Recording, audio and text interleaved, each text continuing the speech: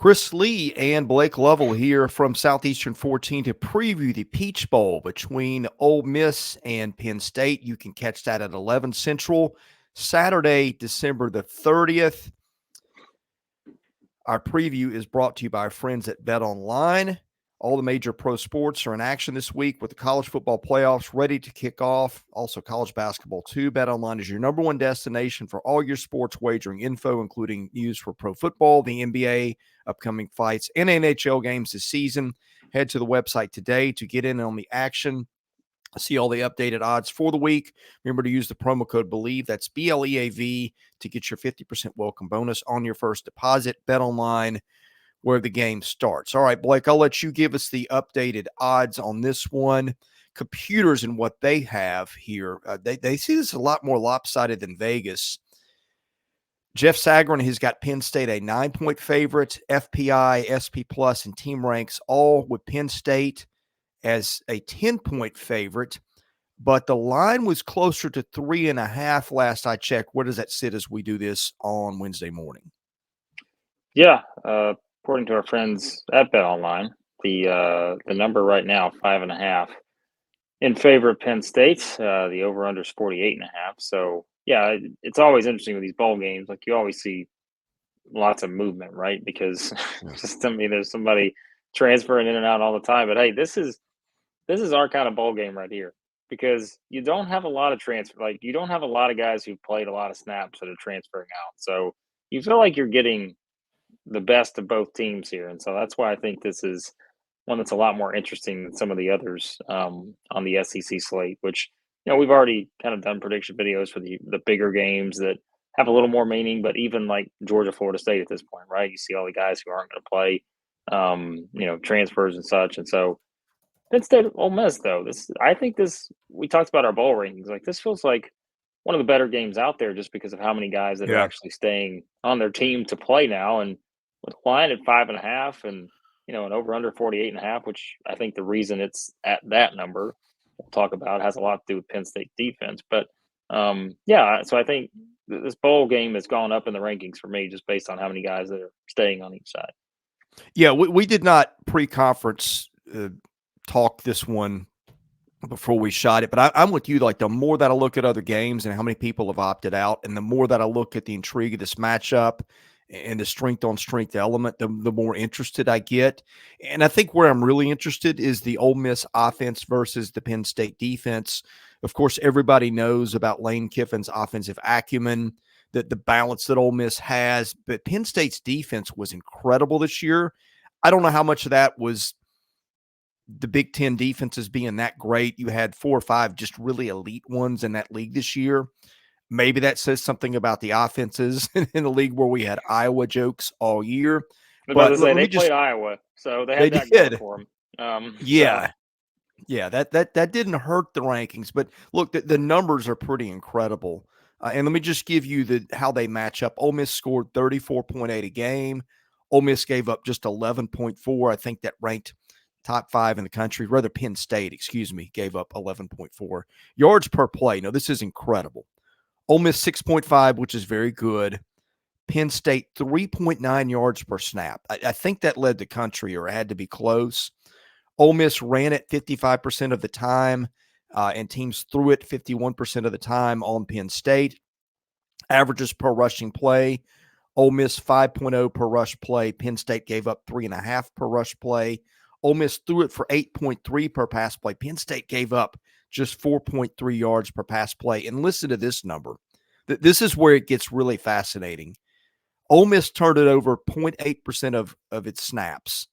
That I don't know what that had to rank nationally. I would think it had to rank in the top 5. Penn State forced turnovers on 3.5% of defensive snaps. I don't know where that ranked, but I think that had to be top 5 also. I just think this side of the matchup, Blake, is just incredibly interesting here. Why even talk about the other side of the matchup? I think this is the only one that matters, really. This is one of those games where you can't tell everything just on paper by reading the stats, but like, you really could with this game. Like, you really could just look at this and say, wow, like, this is something. Because like you said, Penn State, I was looking through like all these different metrics and data points and everything. Like they're top 5 in the country in so many defensive categories that are important, not just the ones that are random or whatever, but like the important ones. And the ones that stand out, like you said, the sack numbers, just the scoring defense, only allowing 11.4 points per game. The yards per play numbers just ridiculous, 3.9. Just the yards themselves allowed is a ridiculous number. The yards per rush allowed, 2.2. My goodness, like it is just remarkable to see that. And then, Chris, I see this stat. I always like to go to coverage for some of these, and it's kind of some of the preview nuggets that they have on these games. Penn State, if you just look at the third quarter, all right, I like the quarter by quarter breakdown. Penn State allowed 0.2 points per game in the third quarter this season. Like, did they give up? What did they give up? May have given up a field goal or something in the third quarter. Like, I mean, they are just remarkable when it comes to coming out of halftime. Any adjustments that are needed, they make them defensively, apparently, based on what they did this season. And like we made the Iowa joke. Sure, Iowa didn't score against them. They beat them 31-0. But there's so many other teams that you look at and you're like, yep, even Ohio State beat them 20-12, right? 20 points, not a lot of points. Michigan beat them 24-15, not a lot of points given up there. And then they just pretty much took it to everybody else in terms of their defense and what they did in those games. So, yeah, and we talked all year about the Ole Miss offense, right? Like it's just we know how good this Ole Miss offense can be. We saw them do it so many times, given the nucleus that they have with Dart and Judkins and Harris and all the other wide receivers. It's just Wade, Watkins, just keep going down the list. There's so many options. So it's just like, yeah, I mean, it's really just whoever wins this matchup is going to win the game because Penn State's defense has been dominant. Ole Miss's offense at times has been dominant. And so, who winds up being the one that kind of breaks through here? And if this is a Penn State type game, becomes kind of a slog, they got a great chance to win it. But if Ole Miss gets out early, which we've seen, that's the thing with Ole Miss, right? I feel like there were a lot of times this season we talked about them jumping out, scoring points quickly against opponents, like even in the Georgia game, right? Came out right away, scored. And I think they were actually looking at the offense. Yeah, so I thought that was right. Ole Miss is top 10 in the country in first quarter points this season. Like they averaged basically 11 points per game in the first quarter, and they are also top 10 in the fourth quarter. So that's the thing is Ole Miss gets off to a good start, gets a defense rattled a little bit that's not used to playing this maybe kind of offensive team regularly. Yeah, it could be in their favor. So Oreo likes what we need. Oreo is very fired up about this for some reason. What we need is Ole Miss not to win the coin toss and old Penn State to take the ball first. So we test that third. So that means working backwards. That means Penn State gave up a field goal all year in the third quarter. I wonder. I assume that's what it was, right? Yeah, because it has to be. And I'm sure Penn State fans can probably. I'm sure you guys know the stat better than we do, but yes, like just looking at it on covers, they rank number 1 in the country in third quarter points allowed, 0.2. Ridiculous. How does that how do you do that? Like remarkable.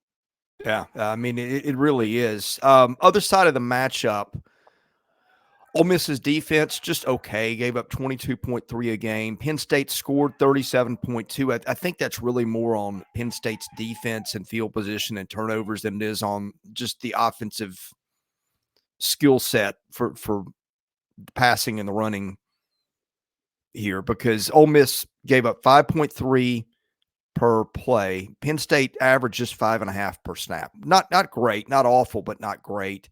Penn State ran it 55% of the time, 5.0 per rush play, 6.0 per pass play. And we talked about turnovers.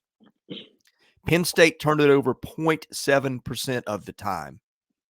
That's how you score points. You get turnovers and you don't give the ball up. Ole Miss forced turnovers 1.9% of the time on defense, which is pretty good. Ole Miss also had 34 sacks. So Ole Miss under Lane Kiffin has tended to get after the quarterback, but Penn State only gave up 15. I mean, the other side of the ball is, I think, where this is mostly going to be decided. But, I mean, a turnover here or there, Penn State gives Ole Miss a short field. That could be something that plays into it also. Yeah, I think, Penn State and something you can tell by the stats, Penn State was a better second half team in terms of the points scored than they were a first half team. But, Ole Miss's defense, we talked about them all season long. I mean, I think there were parts of that with Ole Miss's defense where like, well, look at the offenses you're playing. at times where, it wasn't a defense you were going to compare to a Georgia or Alabama or anything like that. But you did look on the other side and say, well, they are playing LSU, which, they gave up a lot of points, but they beat LSU. You're playing some other really good offensive teams in the SEC, and talk about the playmakers and all that. So, yeah, I mean, the much more exciting matchup is on the one we just talked about on the other side. But I think it's going to be interesting just to see, because Penn State was a team that ran the ball a lot, as we know, just kind of looking at the splits on the attempts from rushing and passing. And so, yeah, I'm curious just to see, like you said, maybe it's really as simple as getting a turnover here or there, getting pressure, which Ole Miss did. They were able to get to the quarterback quite a bit, racked up some turnovers in terms of interceptions. So, yeah, I mean, this is one that, like I said, it's not going to be as exciting when you look at kind of the breakdown and just the matchup for each side in terms of their strengths. But yeah, it's still going to be interesting to see, I think, what this Penn State offense could do. Because, like we said, if they can control the game with their defense, then sure, they'd love to come out and just be able to, run the ball, make this their kind of game a little bit. But that's not to say they can't get things done too in the other areas to put up some points. So and their defense, it could also, as dominant as they were, they could find a way to score some points. So yeah, so this is an interesting matchup on this side too. All right, here's another thing. Penalties, Ole Miss 62 yards a game. That was, I think, maybe the worst total in the league other than Tennessee. And then Penn State only penalized 43 yards a game. That's an excellent number. So a little more discipline on Penn State's side in terms of turnovers and penalties and things like that. I'm always hesitant to go against the team that I think has got the better offense because that's where bread is buttered in this day and age of college football.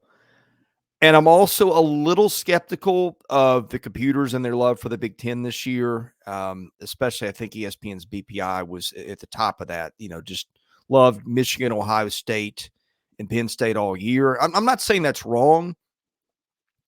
We just don't have a lot of sample size of these teams playing each other out of conference. Like, how many times did the Big Ten and the SEC even meet this year in games?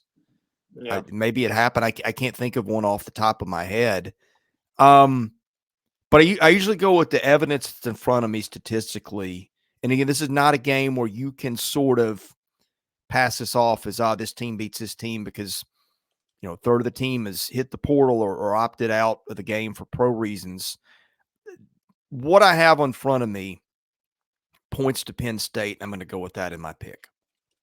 Yeah, I'm actually looking up something I should have looked up before, what the record is for Lane Kiffin and James Franklin in bowl games.